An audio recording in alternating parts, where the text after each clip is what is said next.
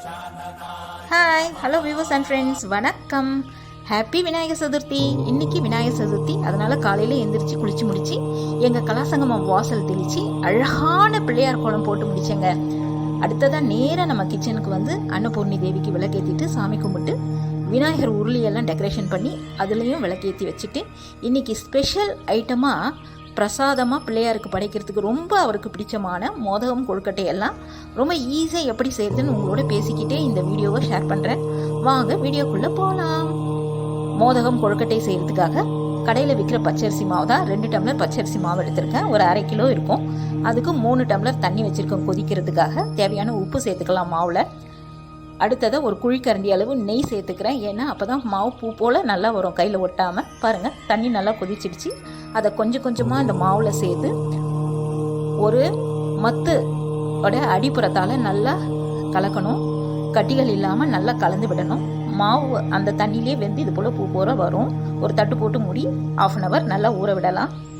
அடுத்ததாக இந்த மோதகம் செய்கிறதுக்காக முதல்ல நான் ஒரு தேங்காய் உடைச்சேங்க. அதில் பாருங்களேன், அழகாக பூ வந்திருக்கு, தேங்காய் பூ.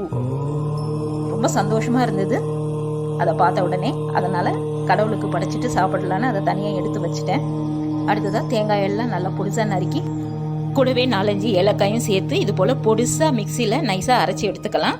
பாருங்கள், இது பிசு பிசுன்னு இருக்கும். அதனால் லைட்டாக கொஞ்சம் வறுத்துக்கலாம். கடாயில் கொஞ்சம் நெய் சேர்த்து இது போல் லைட்டாக இந்த தேங்காய் ஏலக்காய் கலவையை வறுத்து எடுத்து அந்த சூட்லேயே நான் கல்கண்டு, இந்த தேங்காய் பூரணத்துக்கு தேவையான கல்கண்டு போட்டு இது போல் எடுத்து வச்சுருக்காங்க. பாருங்கள், பிடிச்சா இது போல் பிடிக்க வரணும் மோதகத்துக்கு பூரணம். அடுத்ததாக வேர்க்கடலை பூரணம் செய்கிறதுக்காக வேர்க்கடலையை கடாயில் போட்டு தேவையான வேர்க்கடலை எடுத்துருக்கேன். அதை நல்லா வாசனை வர அளவுக்கு வறுத்து மிக்சியில் பிடிச்சிக்கலாம். 1-2 பிடிச்சிக்கலாம். அடுத்ததாக அந்த வேர்க்கடலைக்கு தேவையான நாட்டு வெல்லம் சேர்த்து நல்லா நைஸாக அரைச்சி எடுத்துக்கலாம். இப்போ வேர்க்கடலை பூரணமும் ரெடி ஆயிடுச்சு கொழுக்கட்டைக்காக. பாருங்கள், 2 பூரணமும் ரெடி ஆயிடுச்சு. மோதகம் செய்கிறதுக்காக தேங்காய் பூரணம் செஞ்சுருக்கேன். கொழுக்கட்டை செய்கிறதுக்காக வேர்க்கடலை பூரணம் ரெடி பண்ணியிருக்கேன். இப்போ முதல்ல மோதகம் செய்ய ஆரம்பிக்கலாம். முதல்ல தேங்காய் பூரணத்தை குட்டி குட்டியாக உருட்டி எடுத்துக்கலாம். ஃப்ரெண்ட்ஸ், அடுத்து நம்ம பார்க்க போகிறது இந்த மோதகம் கொழுக்கட்டை செய்யக்கூடிய அச்சுகள் தான். இந்த அச்சுகள் வந்து நம்ம பச்சரிசி மாவு கடைகளில் வாங்கும் போதே இப்போல்லாம் இலவசமாக கொடுத்துட்றாங்க. ரொம்ப யூஸ்ஃபுல்லாக இருக்குங்க இந்த அச்சுகள். இந்த அச்சுகளில் நெய்யோ அல்லது எண்ணெயோ தடவிட்டு இது மாதிரி குழக்கட்டை மாவை சின்ன சின்ன உருண்டைகளாக தட்டி அது உள்ளே வச்சு நல்லா இந்த மோதக அச்சில் நல்லா ஸ்ப்ரெட் பண்ணிவிட்டு நடுவில் சின்ன ஹோல்ஸ் போட்டு அதில் இந்த தேங்காய் பூரணத்தை வச்சு நல்லா ப்ரெஸ் பண்ணி அடிப்புறத்தில் இன்னும் கொஞ்சம் எக்ஸ்ட்ரா மாவு வச்சு க்ளோஸ் பண்ணிடணுங்க. பண்ணி எடுக்கும்போது இது போல் அழகான ஷேப்பில் நமக்கு மோதகங்கள் கிடைக்கும். விநாயகர் பெருமானுக்கு மோதக பிரியன் அப்படிங்கிற ஒரு பேரும் உண்டு. ஏன்னா மோதகம் அப்படிங்கிறது தேங்காய் பூரணம் வச்சு செய்யக்கூடியது. இது விநாயகர் பெருமானுக்கு ரொம்ப இஷ்டம். ஒரு சிலர் வெல்லம் போட்டு கூட செய்வாங்க. மெயினாக வெல்லம் போட்டு செய்கிறது ரொம்ப விசேஷம். நான் ஒரு பூரணம் வெல்லம் போட்டு ஒரு பூரணம் கல்கண்டு போட்டு செஞ்சுருக்கேன்.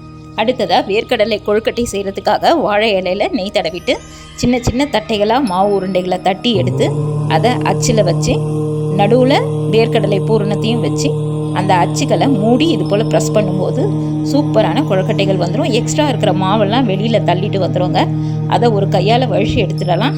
பாருங்கள், சூப்பரான ஷேப்பில் அச்சில் செஞ்ச கொழுக்கட்டை எவ்வளோ அழகாக இருக்குது. இது மாதிரி அச்சுகள் இருந்தால் பிகினர்ஸ் கூட, சமையலே செய்ய தெரியாத பிகினர்ஸ் கூட ஈஸியாக சுலபமாக செஞ்சிடலாங்க. இட்லி பாத்திரத்தில் தண்ணி நல்லா கொதி வந்த பிறகு இது போல் தட்டில் அடுக்கி 5 நிமிஷம் வேக வச்சு எடுத்தால் போதும். சூப்பராக வெந்து வந்துடுவாங்க. பேட்சாக வச்சுக்கலாம். அதுபோல் பேட்சில் வச்சு வேக வச்சு எடுக்கும்போது சூப்பராக ஒன்றோட ஒன்று ஒட்டாமல் நமக்கு கொழுக்கட்டைகளும் மோதகமும் அழகாக வந்திருக்கு. பாருங்கள், ரொம்ப நல்லாயிருக்கு. சுட சுட சாப்பிடும்போது அவ்வளோ டேஸ்ட்டாக இருக்குங்க இந்த மோதகமும் கொழுக்கட்டைகளும். இப்போ எல்லாம் தயார் பண்ணிட்டோம். கொஞ்சம் கொஞ்சமாக வச்சு 2-3 பேட்ச்லேயே நான் எல்லாமே ரெடி பண்ணி எடுத்துட்டேன். இப்போ சுவாமிக்கு படைக்கணும். பாருங்கள், தூப தீபமெல்லாம் ஏற்றி சுவாமிக்கு நாம் செஞ்ச மோதகம் கொழுக்கட்டையெல்லாம் படைச்சிட்டோம். பாருங்கள் ஃப்ரெண்ட்ஸ், இதே மெத்தடில் நீங்களும் உங்கள் வீட்டில் கொழுக்கட்டைகள் செஞ்சு சாப்பிட்டு எப்படி இருந்ததுன்னு கமெண்ட்டில் சொல்லுங்கள். நாளைக்கு பால் கொழுக்கட்டை செஞ்சு சுவாமிக்கு படைக்க போகிறேன். அதுக்கு அடுத்த நாள் கார கொழுக்கட்டை செய்கிறதா இருக்கேன். அந்த வீடியோஸையும் உங்களோட நான் ஷேர் பண்ணிக்கிறேன். வீடியோவை லைக் பண்ணுங்கள், ஷேர் பண்ணுங்கள், கமெண்ட் பண்ணுங்கள், மறக்காமல் சப்ஸ்கிரைப் பண்ணிவிடுங்க. நன்றி.